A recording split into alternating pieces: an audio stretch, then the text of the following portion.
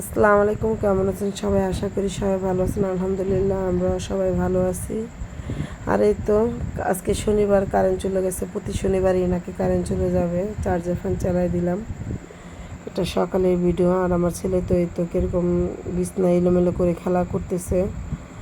আর আমি আমার একটা মোরগ কাটছি, মোরগটা জবাই দিয়ে দিছি। কেন আমার সবগুলো মোরগই একটা মোরগ পাইতেছি না, বেশিরভাগই মোরগগুলো আমার হারায় যায়, তার জন্য আমি মোরগটা কাটে ফেলছি। আমার আর একটা মোরগ আছে, এটা একটু বড় করে কাটবো। আর কিছু মাংস দিয়ে আমি রান্না করব, লাউ দিয়ে। আর এগুলো রাখলাম আমার ছেলের জন্য, পলিথিনে শুধু মাংসগুলো। আর বাকিগুলা আমি রান্না করব। আর আমার ছেলেকে তো গোসলেতে বসাই দিছি, গোসল করতেছে, পানি নিয়ে খেলা করতেছে। পানিতে দিলে খুব আনন্দ পায়, খুব মজা পায়।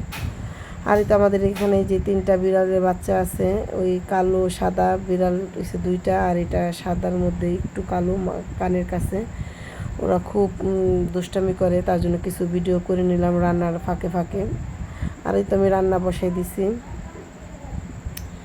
যে আমি লাউ রান্না করব মাংস দিয়ে। লাউটা কুচি কুচি করে আমি কাটছি, একটু ভাজির মতো রান্না করব, ঝোল করব না। আর আমি ভিডিও করতে করতে এই তো এক সাইড হয়ে যেতেছে, হাতে ধরে ভিডিও করতেছি আমি, হাতে ধরে ভিডিও করতেছি, তার জন্য একটু সাইড হয়ে যেতেছে। আর আমি যে রান্না করতে করতে সব কিছু আর কি চুলাটা হয়ে গেছে, হাতে ধরে ভিডিও করলে যা হয়।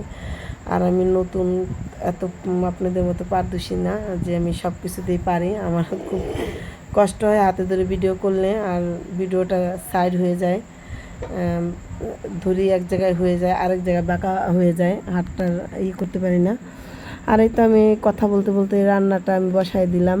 এখন আমি এখানে আমি দিয়ে দিচ্ছি আদা রসুন বাটা, লবণ, আর দিয়ে আগে মশলাটা কষাই নিছি, আদা রসুন বাটাটা। তারপর আমি হলুদ মরিচ দিছি, এখানে আমি গুঁড়া মরিচ ইউজ করছি। আর গুঁড়া মরিচটা আমি বেশি দিয়ে দিছি।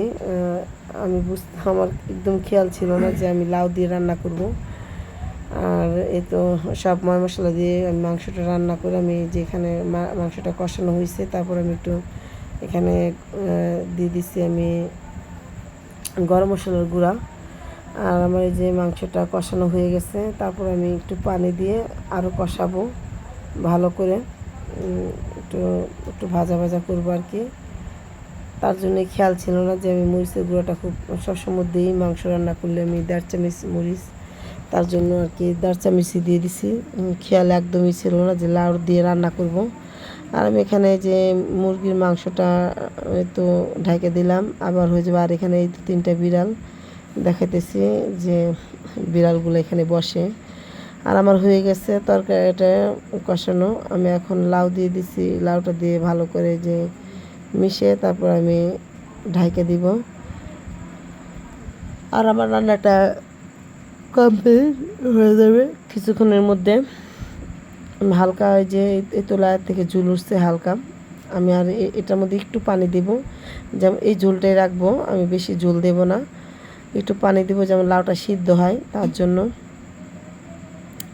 আর আমার রান্নাটাই তো হয়ে যাবে এখনই। আমি তো পুরাটা ভিডিও করি নাই, যে কেটে কেটে ভিডিও করছি, তো আমি তার জন্য আর কি তাড়াতাড়ি। আর এখন আমি যে জিরার গুঁড়া দিয়ে দিছি, আর কিছুক্ষণ চুলার মধ্যে রেখে আমি আর কি তরকারিটা নামায় ফেলবো। না, আমার তরকারিটা হয়ে গেছে। এই তো দেখতেছেন আমার তরকারিটা একবারে পারফেক্ট হয়েছে। তা একটু এখানে মরিচের গুঁড়োটা বেশি দেওয়া, তাই কালারটা এরকম হয়েছে, কিন্তু কালারটা খুব সুন্দর হয়েছে। আর এখানে আমি যে মুরগির গলা দিয়ে, আমি যত দেশি মুরগি গলা দিয়ে ভাত দিয়ে আমি মাখা দিলাম, দেখি বিড়ালটা খায় কিনা। দেখছি যে খায়।